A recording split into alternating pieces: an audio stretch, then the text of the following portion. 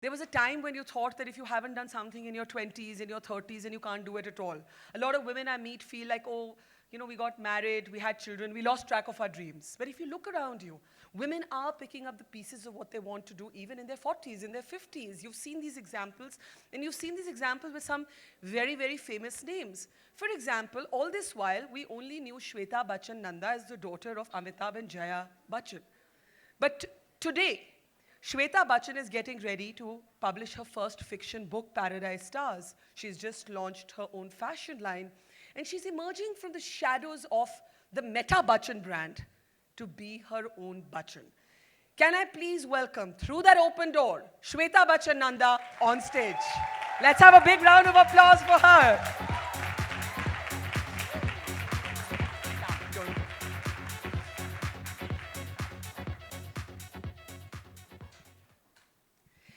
Shweta whispered to me when she came on that she's nervous. You believe that? Tell her that you love her and there's no need for her to be nervous.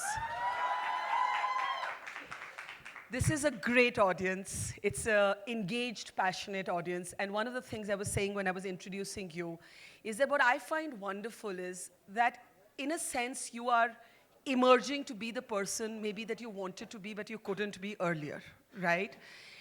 So can I ask you to talk a little bit, just a little bit, about how you found this moment for yourself? Author, entrepreneur, you've been a parent, you've been a famous daughter of famous parents. There's always that over your head. Talk a little bit about that. Is that on? Okay, wait, let me give you this. You start, and we'll get a mic. Yeah, you start with this. Thank you for having me here, and thank you all for your warm reception. So where do I start? Tell us about this moment of being an author. I'm terribly nervous. I've not been sleeping, barely eating. It's putting a piece of yourself out there. And I've not been that person. I haven't been that person forever. A friend of mine told me that I'm not allowed to talk about my age and how I'm doing things at this age because he said, because age shouldn't matter. You should be able to do what you want when you want. And we're... Oh.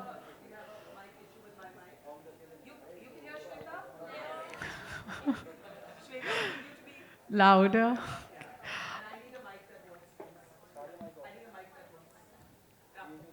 It seems to be the theme of my life. I think I'm being pushed to be louder and heard more, and it's not been me or my voice for so long.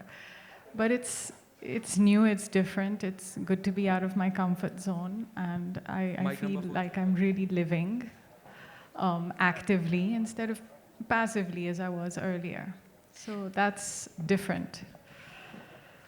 Tell me how this book, Paradise Stars, was born. We can bring up the cover of the book. So for those of you who don't know, Shweta's first book, Paradise Stars, is about to come out officially this month.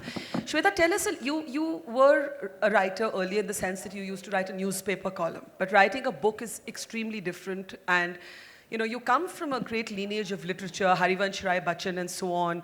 Your father and mother are both men and women of letters. But how was this book born inside of you? How was the writer born inside of you? So I grew up in a home that with my grandparents, with my grandfather, and he did a lot of his writing. In fact, every year for our birthdays, he would write each one of his grandchildren a poem. That was his gift to us. And so we've always been around books and literature. It's something that was always encouraged in us. And I've been writing for myself since I was a very little girl. I kept a diary as a very young girl. And then as I grew older, it became short stories. They never really saw the light of day. And that's the cover of the book, by the way, there. Yeah. And then my children went away to boarding school. They studied in the UK. My daughter is now in the US doing college. And I found myself at home with not much to do. I got married at 22, and by 23 I'd had my first child. That's really young. Yes, and I hadn't finished my education. So all those years that I was sitting at home scheduling, packing lunches and tiffin boxes and picking up kids from school, I spent a lot of time reading and educating myself. So I think that was important for me to do that. And so I found myself sitting at home and with nothing to do, and I was anxious because I just felt this can't be my life. Yeah. And a friend of mine said that DNA is a newspaper in Bombay, and they're looking for a columnist, and why don't you try it out? And I gave in 2 pieces, and they liked it, and I said, okay, I'll do this. And that's how it got started, and a few people liked what I wrote. So I got the confidence, and it just went from there. So I know a lot of people here may think that, sometimes it's too late to do what you want to. And I think, Shweta, I think we need you to tell them that it's never too late. It's never too late. No, really. You mean that, right? Yes, of course I mean it. I'm a living example of it. It's never too late. And it's the same with my mother.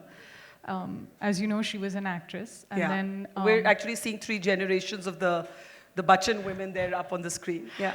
And I think I was responsible for her stopping working. She said one day I came up to her and I said to her, and I was a very young child, and I said, Mama, you don't go to work and let Papa go. And you stay home with me. And why did you say that? I don't know. Do you feel bad about that today? I was very young. I don't remember saying this. And she did just that. And she was there for us every day when we came back from school. She knew about our homework. She signed our report cards. She was there for everything. I mean, she dove into that experience wholeheartedly. I mean, I never saw her thinking, oh, I wish I was doing this, or I wish I was doing that. And that was her focus. And then when we went away, she was involved in a lot of things. She was, she was the chairman of the Children's Film Society of India. She works very closely with blood banks, even while we were growing up, with various YMCAs and YWCAs in Bombay. And she was always inclined to do charity. It was always something she had done while we were growing up. And then suddenly she, got into Rajya Sabha, and she's enjoyed that tremendously because it's given her a voice and a platform to talk about causes that she is passionate about. Do you feel, looking back at that moment when you told your mom, don't work and why can't dad do it, that that's what women go through and somewhere they have to abandon their dreams and their careers, and it's kind of sad that women get guilted out?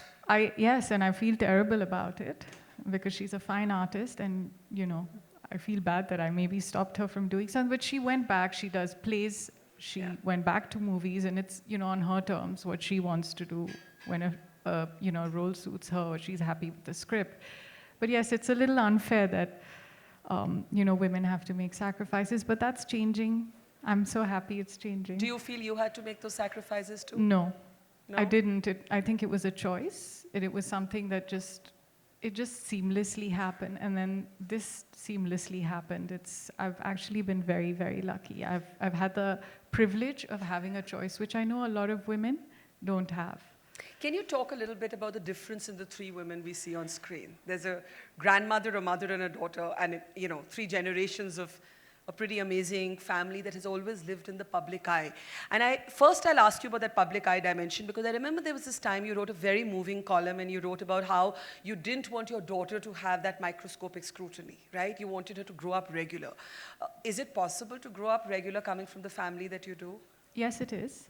I think today Navya and my son Agastya have a very regular outlook of life because they don't live here. So they are not a focus of attention as maybe other children whose parents are in the limelight. Abhishek and me had a very regular life, but it was a very protected life. I don't think I've brought my daughter up like that. I want her to go out there, and I want her to live her full life and not have to keep looking behind her shoulder and thinking, oh, can I, be a normal 18-year-old? Or do I have to just be, perfect? I want her to make mistakes. I want her to learn from them because that's the only way. You can teach your children to a point, and after that you have to let them go and you have to let them mess up. So a while ago, I think Navya's Instagram was being, I don't know what the word is. Her pictures were being taken and put on the internet. And by the paparazzi? I don't know by whom. You don't even know by whom? I don't know by whom. And her privacy was invaded. And I don't think that was nice. And it really upset me, not because of the pictures, because of the way it was done. You know, you almost like catfish, you take someone else's name, and then, you know, you have someone accept you, and she's a private account. Why would you need to do that? And then people write such nasty things. You don't know the child. She's living her life. I mean, why judge what she's wearing, what she's doing? I mean, she's 16. She's allowed to do something, whatever she wants. If it's okay with her parents, I don't see why anyone should stand in judgment of it. And that really bothered me, and that's where that article came from. Since that, and Navya and I have had a lot of arguments about this, and I would say, stop posting all this, and you know, these pictures are coming out all the time. And what would you ask her to stop posting? I'd just say, you know, be careful about what you post. Are there parents here who tell their children that? Yeah? What are you all worried about? Anyone? What do you get worried about? How the world may react? It could be misused. Which it was for my child, and she would push back, and I'm happy she did. And after a point, I just got tired, and I said, okay, you learn, and you know, now she's wizened up, and she knows what she should post and what moments should be private. So yeah, I think that worked out, but it was unpleasant for a while. Caused a lot of tension naturally, and I mean, most mothers would agree with me. You don't want your child spoken of badly. But you can't overprotect your daughters to the degree that you kill their freedom. You can't kill their freedom. So I'm actually quite happy that she pushed back. Yeah, me too. So, and that's you with your daughter. Yes, Yeah. that's. So talk a little bit about that image. That's a shoot from our campaign, and Navya was home for her holidays and doing nothing, and we, being a couch potato, and it's a new brand, and so we don't have that kind of money. So we said, okay, we're going to get this free model, and I joked around and said we paid her in Lay's chips. So she had lots of Lay's chips, and I'm glad she's normal and eats Lay's chips, and there isn't anorexia and body images. And how have you battled that? Because you represent your family, not you, a kind of vanity industry where there's so much emphasis, microscopic scrutiny on how you look, what you weigh, what clothes you wear. How do you shield your daughter in today's age and make her comfortable in her own skin? You educate her, and you believe her, and you hear her out. She should be able to come and tell you everything. I'm not saying you should be her best friend. No, she has her own friends, but you should be open so that she can come and talk to you, and you should educate her about, you know, body issues. She should be aware of it, and children they're so bright today, they're so aware today, and I just think you need to be able to listen, and especially to girls. They need to be comfortable to come and tell you anything. And I think that is important. You know, even if they have a crush on a boy, if they have a boyfriend, it's always nicer that they come and tell you than, you know, they don't. Then you find out from somewhere else. Yeah, I mean, you should be able to do that. What's the one thing that the three generation of women most argue about in your family? What did you argue the most with your mother about, and what does your daughter argue the most with you about? It's just regular everyday things. I think on the bigger issues, we're all pretty much on Are you the same ideologically page. the same sort of feminists? In a sense, but we have maybe different ways of expressing it and handling it. So I think that's where we differ. Okay, I want to bring up the book a little bit. Paradise Stars, if we can get the cover up. It's about this high-rise, yes, right? And it's obviously a little bit born from your imagination, because there will be people who will turn around and tell you, hey, Shweta, what do you know of how ordinary people live? And they have. Right? How do you cope with that? Because there will be a lot of, there'll be a lot of attention that will come your way because of who you are, and there'll be a lot of meanness that will come your way because of who you are as well. And I'm sure you've dealt with your share of both. Talk a little bit about this book. So if you're writing fiction, you're allowed to have a make-believe world, a make-believe story, a make-believe script, so to speak. And the people are allowed to be people you may not know in person. None of these people are people I know in person, but they're glimpses of people I've seen, observed over the years. You know, and just because I didn't live in a high-rise doesn't mean I haven't been to a building, or I haven't spent time Or there. that you don't have an imagination. Exactly. Firstly, yeah. So it's wrong to pigeonhole someone. I know when people look at me, they say she comes from so much privilege, and they're not wrong. I do come from a lot of privilege, and I am so grateful for everything I have today. But that doesn't mean I'm not sensitive to others, or I see what's going on around me, or I'm not observant of what's going around me, and that won't translate into my work. And when you hear this word that's become a big word in the industry called nepotism, and there'll be mean people who'll say, hey Shweta, you're just have it easy because you're Amitabh and Jaya's daughter. How do you handle that internally and externally?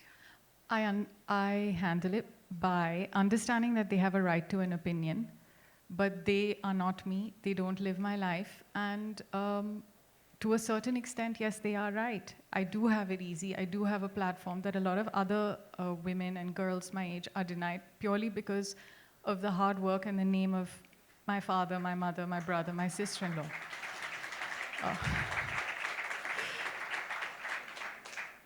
But I also hope that they see that I'm trying to make a little space for myself under the sun and under a very enormous shadow, and sometimes it's not easy because it overpowers everything you do.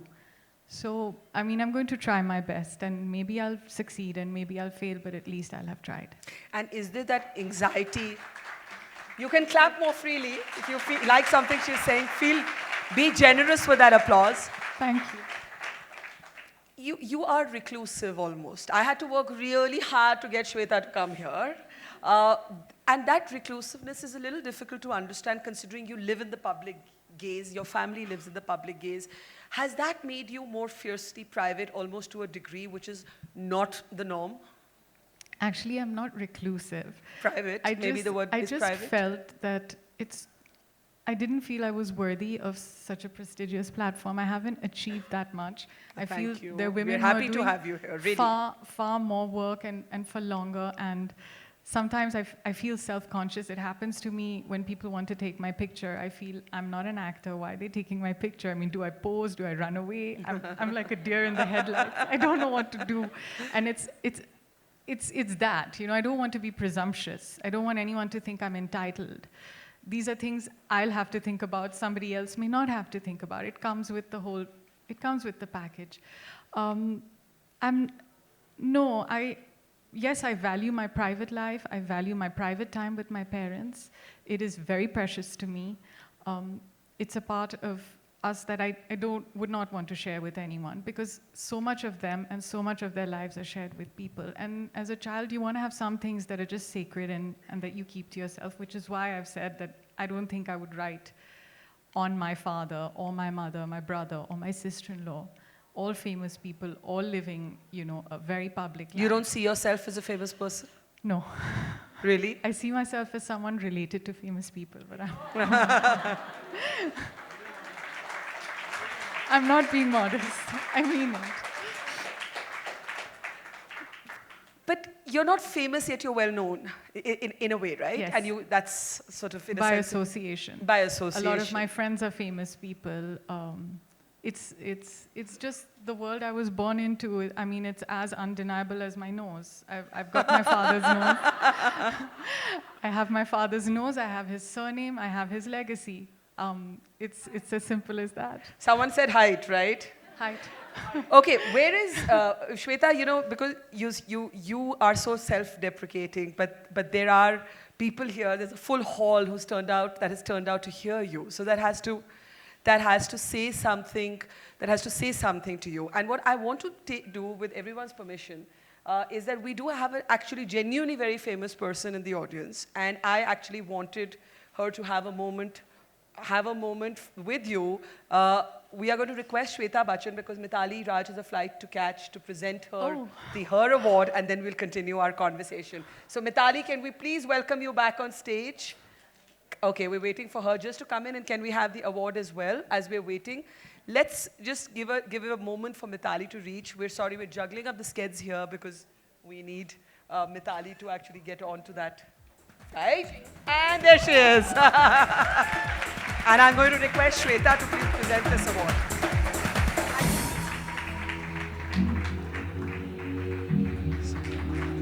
So these are incredible women here, and I just think the more female role models we see, the better it is for all the women in this audience and all the men. Mitali, anything you'd like to say to Shweta, who's being very shy and very self-deprecating? Well, I was just hearing her backstage and she's so soft-spoken. But I think she oozes so much of independent women with her thoughts, and her individualism is to be celebrated, knowing the fact that from which family she belongs. But she still comes across as someone who's so down to earth and someone who seems to be more approachable.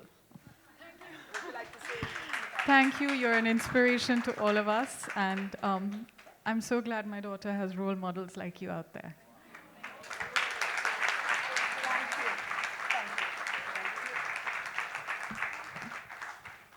So, Shweta, I want to push this a little more. When you say, I'm not anybody, I'm somebody by association, is there a tendency in women to, in a sense, underplay yourself? Like if you saw maybe a man in your position, I don't know, does your brother has gone out and acted, you didn't. Why did you not seek the arc lights in the same way as your sibling? It's the same reason why, if you have a doctor as a father and you're no good at science, you're not going to be a doctor, are you? I'm no good at acting, so I can't be an actor. Have you tried it? Yes, in school plays. My brother and me would audition for school plays, and he'd get main lead and I'd get third person in the crowd. So I think that's a bit of an indication, isn't it? It was not meant for me. You never wanted to act? No, never. Like not even like No. a moment in your childhood? No, not even a moment. Did you always want to write? I didn't ever think I'd write a book. So this is a huge thing for me. It's a huge thing for me. And I come from this overwhelming legacy of such important writers. My Nana, Tarun Kumar Bhaduri, is also a writer. He's written Bengali books, and specifically about the dacoits of Chambal, focusing on women dacoits. Yeah. So I come from a huge literary background. And when you start, and my book is a very simple, sweet, easy read, it's a lot to live up to. Yeah. It's like when my mother would go to school and they'd say, these are Bachchan ji's grandchildren and why are they getting such bad marks in Hindi? So I feel so nervous when my book is out, because it's such a small book in comparison to the works they have done and left behind them. Can you read in Hindi? Yes, of course. No, don't sound so shocked, because I can't. I can speak Hindi, but I can't read in Hindi, I can write in Hindi. You can write in Hindi? Yes. आप हिंदी में कुछ बोलिए अभी? That's the only problem. The spoken my word Hindi is weaker. Very, very weak. My spoken word is weak, but I can read and write in Hindi proficiently.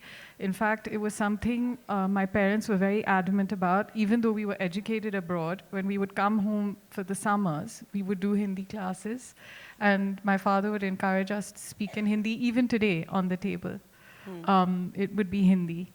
So, because he says you come from such a strong heritage of Hindi, you shouldn't lose the language. But my reading and writing is strong. Please don't make me say anything.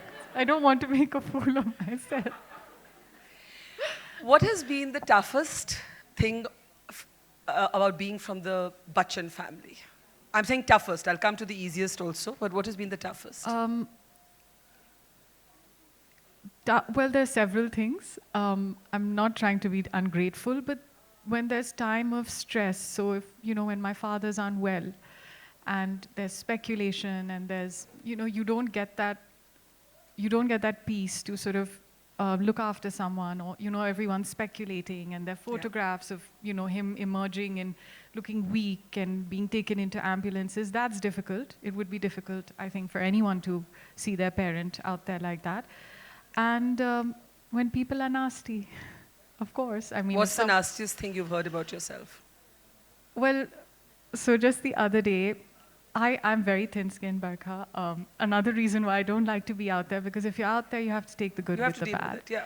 And I'm learning from Karan, who is someone who gets such terrible trolling, and he actually has reached a place where he doesn't take it seriously. So now we send each other pictures of nasty comments, like screenshots of nasty comments, and one day ago, I got Lambi Gori, Buddhi Gori. Someone said that to me on Instagram with many cow emojis and horse emojis. God. So there was that. And I think I won the worst troll of the day between the two of us. But do you reply? Do you argue? No. No? Why?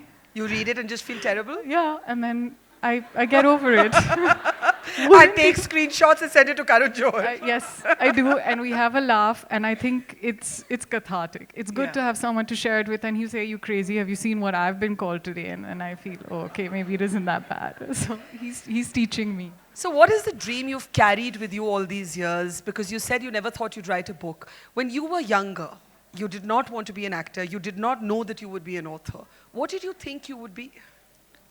I just thought I would be a regular person living a regular life, and at some point just move away into the country and be surrounded by my books. I'm a dreamer and an escapist, and I never thought of.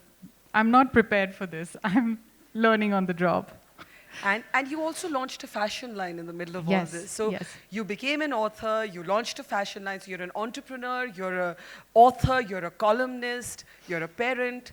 And a lot of women here would say, okay, we also have all these multiple dreams. How do we juggle all these balls in the air? How do you do it? You can. Women can. It's the way you know. Women can is the operative theme, by the way, of today's conference, right? I think we can hear it for that. Women can, yes, we can. It's not just me. Every woman out there has the ability to juggle many things at the same time. I mean, she looks after her home, she manages the finances of her home. If she's working, she's doing that as well. She's taking care of her children, her parents, her in-laws. So, and I don't know if many men can say that they can handle as many things efficiently, but definitely women can. Are you scared of being judged as an author for this book? Obviously. Yes, I am. So you aren't getting that thick skin yet? Not yet. It's going to take a while, but hopefully I'll get there. I'll be around enough to get, long enough to get there. What does it mean to be a woman in today's India? Because it's a very contradictory time. At one level, you are actually seeing all these momentous things happening. You're seeing a Tanushri Datta come out and speak. You're seeing the Indian news media having to confront its own Me Too moment. You are seeing Bollywood being put on the mat, but all other professions as well. You're seeing gender finally being the center stage, and yet so much is wrong, but somehow something seems to be lifting, something seems to be changing. I think it's a great thing. I think it's about time women had a voice. I think it's about time women were heard. And I think especially women who've had to go through traumatic situations, whether it's harassment or molestation, it's very, very difficult. The world doesn't make it comfortable for you to come out and speak about these things. They're not happy when you come and speak about these things. They're happy to celebrate women, as the mother or the daughter, but when you want to come out and say, listen, this is not okay with me, and this is what's happened, they don't make it easy. So when a woman does that, you have to know that it's her truth and she believes it, and you have to give her that. You have to give her that faith. You have to believe her, and you have to help her. So when a Tanushri Datta comes out and speaks, what does it make you feel? You have to believe someone, like who's coming out and talking about. So believe survivors. Yes. Just victims. And victims. Every woman who comes out and has the courage to talk about a story like that, it's not easy. It's not easy, first of all, it's not easy for women to talk about their bodies because they've been made to feel so much shame about it all the time. Yeah. And when someone does come out and talk about something that they're uncomfortable about, and especially in a space like this, you see, when you have something like, an unfortunate incident where there's a rape, there's evidence and proof, but how do you explain a wrong male gaze? You don't know how to explain it to somebody else. And this is where I feel more women should be kinder to other women. They're not. Yeah. And that's really sad. Yeah. You need to stand by your sisters. You need to be there for other women because you know what it feels like. You know when you're standing in line and someone pushes a little close to you, you know what that feels. Yeah, absolutely. You know when you're in a crowded place, immediately there are two stances a woman takes. She covers either her front or her back. I've seen this. I've been in crowds. You're rushing into a movie hall or you're here or there. And there's just that fine line between being comfortable and being uneasy. So when someone has the courage to say, this is how I feel, you have to support her. No one is going to do this unless they believe it is truly happened. It's not Yeah, a why nice, would anyone come out and subject themselves to that if it were not true? especially women have to stand by other women. Absolutely. And not turn around and tell them, oh, you're doing this for attention. Any woman who comes out knows she's going to be taken to the cleaners, that her character is going to be slandered, people are going to talk about her. Everything about her is going to be believed but the truth she's saying. So you have to be, as a woman, you have to stand by. Thank you for saying that. I think that's so important. Just a last question.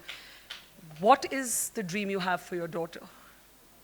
I want her to be a strong, independent, financially self-sufficient woman. I want her to live on her own terms, and I want her to be a happy person.